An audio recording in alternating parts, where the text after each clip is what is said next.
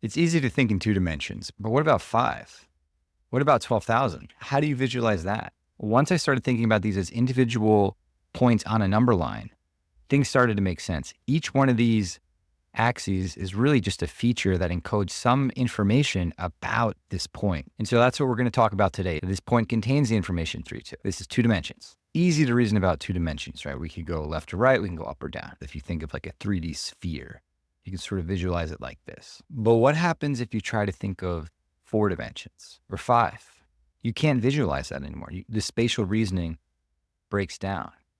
We could stop thinking of these two axes as dimensions in space and instead think of them as features.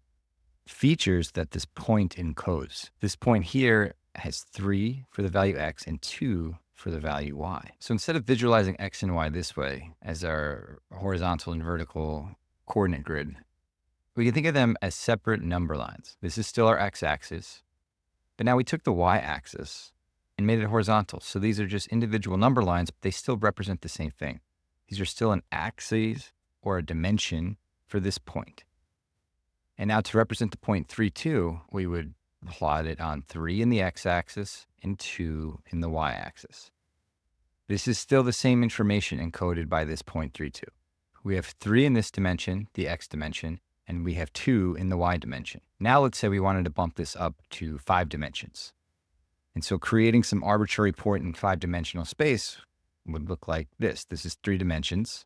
Now we have 4 dimensions. Now we have 5 dimensions. How do we visualize this? Well, instead of trying to squeeze 5 dimensions into a coordinate plane like this or think in spatial terms, we can just think of this as a set of individual features, and each feature gets its own number line. And so if we add additional number lines to visualize each one of these dimensions for this single point that is represented here, we can just give them arbitrary names and plot the point. And so thinking of 5 dimensions, you can think of this 5-dimensional point as just some collection of features.